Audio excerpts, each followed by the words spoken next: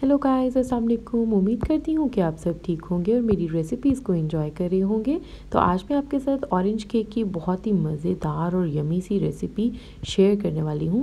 लेकिन उससे पहले आप मेरे चैनल को जल्दी से सब्सक्राइब कर दीजिए और वीडियो को लाइक कीजिए। तो ऑरेंज आपने ले लेना है और बहुत ही फ्रेश और मीठा ऑरेंज आपने लेना है ताकि आपका केक जो है वो भी बहुत यमी सा बने। तो उसको हम इस तरह से काट लेंगे और इसमें आपने कोशिश करनी है कि बीज जो हैं वो सारे के सारे आप निकाल लें, क्योंकि अगर आपने बीज एक भी गलती से छोड़ दिया तो केक का जो टेस्ट है उसमें कड़वाहट आ जाएगी।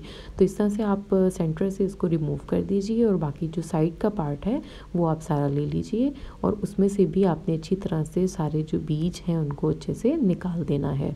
तो इससे ये है कि केक आपका अच्छा और सॉफ्ट सा फ्रेश बन जाएगा। तो ऑरेंज मैंने यहाँ पे मीठा ही चूज़ किया है ताकि ऑरेंज के जो टेस्ट है केक का वो अच्छा और स्वीट बने। तो यहाँ पे आपने अच्छी कटिंग कर लेनी है और इस तरह से क्यूब्स की फॉर्म में, आप ब्लॉक्स की फॉर्म में इसको निकाल लीजिए। अब इन ऑरेंज को जो हमने कट किए हैं हम ऐड कर देते हैं अपने ब्लेंडर में और सारी चीज़ें जो है वो मैं ब्लेंडर में ही मिक्स करूँगी और इससे ये होगा कि सारी चीज़ें मिक्सअप भी हो जाएंगी और हमारा टाइम भी सेव हो जाएगा और क्विकली सी हमारी जो रेसिपी है वो भी प्रिपेयर हो जाएगी। तो यहाँ पे ऑरेंज मैंने ऐड कर दिए हैं और इसके साथ ही अब मैं इसके अंदर ऐड करूँगी शुगर, जो कि मैंने यहाँ पे 1 कप के करीब ली है। आप पाउडर्ड शुगर भी यूज़ कर सकते हैं, दूसरी भी यूज़ कर सकते हैं। तो इसके साथ ही अब यहाँ पे मैं ऐड करूँगी 2 एग्स और एग्स जो है वो आपके रूम टेम्परेचर पे होने चाहिए हैं, क्योंकि बेकिंग में आप जब भी एग यूज़ करते हैं तो उसको आप थोड़ी देर पहले फ्रिज से निकाल के रख दीजिए ताकि उनका टेम्परेचर जो है वो नॉर्मल हो जाए। तो इसके साथ ही अब मैं यहाँ पे ऐड कर रही हूँ ऑयल, जो कि मैंने 1/2 कप लिया है। आप बटर का इस्तेमाल भी कर सकते हैं, मैंने यहाँ पे सिंपल जो मैं घर पे ऑयल यूज़ करती हूँ वही ऐड किया है। इसके साथ ही वनीला एसेंस तकरीबन 1/2 टीस्पून मैं ऐड कर रही हूँ ताकि केक के अंदर जो एग की स्मेल है वो बिल्कुल भी ना आए। तो इसके बाद हम इसको ब्लेंड कर देते हैं। 3 से 4 मिनट की आप ब्लेंडिंग करें और आपका अच्छा सा बैटर जो है वो प्रिपेयर हो जाएगा। अब मैं आपको बता देती हूँ जो ड्राई इंग्रेडिएंट्स हमने लिए हैं उसके अंदर मैंने यहाँ पे तकरीबन 1 कप जो है मैदा लिया है और अगर आप ज़्यादा केक बनाना चाहते हैं तो आप इन चीज़ों को जो मैंने ऐड किए हैं उनको डबल कर लीजिए और साथ ही 2 टेबलस्पून जो है मैंने यहाँ पे बेकिंग पाउडर ऐड किया है। अब इन दोनों को हम अच्छे से छान लेते हैं। इससे ये होता है कि आपका केक का बैटर और भी ज़्यादा अच्छा और स्मूथ बनता है, कोई भी गुठलियाँ वगैरह जो है वो उसमें नहीं बनती हैं। तो इस तरह से एक दफ़ा जब भी आप यूज़ करें, जब बेकिंग करें तो मैदे को अच्छे से आपने इस तरह छान लेना है। तो इसके साथ ही अब हम ऐड करना शुरू करते हैं अपना जो बैटर हमने प्रिपेयर किया हुआ है, तो उसको हम इसके अंदर ऐड कर देते हैं। तो पूरा आपने एकदम से नहीं ऐड करना है बल्कि हाफ हाफ करके आप इसको ऐड करें और फिर इसको मिक्स करें और फिर आपने सारा जो बैटर रिमेनिंग रह जाएगा उसको भी आपने इस तरह से मिक्स कर देना है। तो आप मेरे चैनल को ज़रूर सब्सक्राइब कर दीजिए ताकि आपकी सारी जो वीडियोस मेरी न्यू आती हैं वो आप तक जल्दी पहुंच जाएं और बेल आइकन को भी आप ज़रूर दबा दीजिए ताकि सारी वीडियोस जो है वो आपको मिल सकें।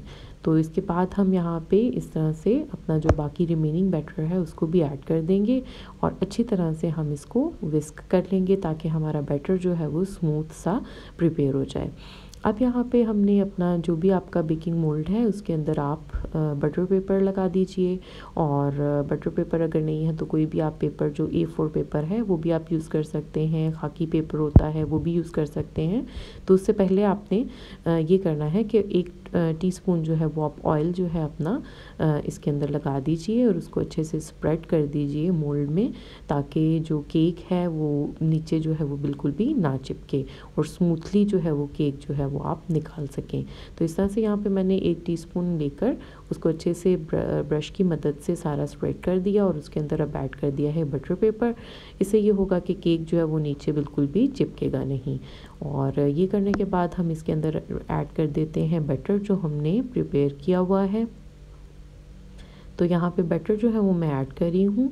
आपने जितना भी केक बनाना है उसके हिसाब से अपना जो है मोल्डिंग ट्रे जो है वो आप ले लीजिए।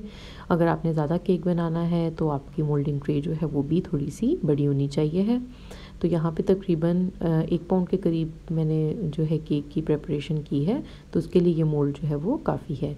तो इसको थोड़ा सा आप टैप कर लीजिए ताकि सारे जो एयर बबल्स हैं वो इसमें से रिमूव हो जाएं।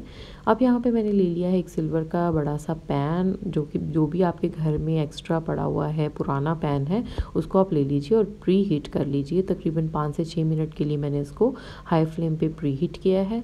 अब इसके अंदर आप इस तरह से कोई भी देचकी का कवर रख लीजिए, या अगर आपके पास कोई स्टैंड है तो स्टील का, वो आप इसमें रख दीजिए ताकि डायरेक्ट हीट जो है वो इस पर ना पहुँचे।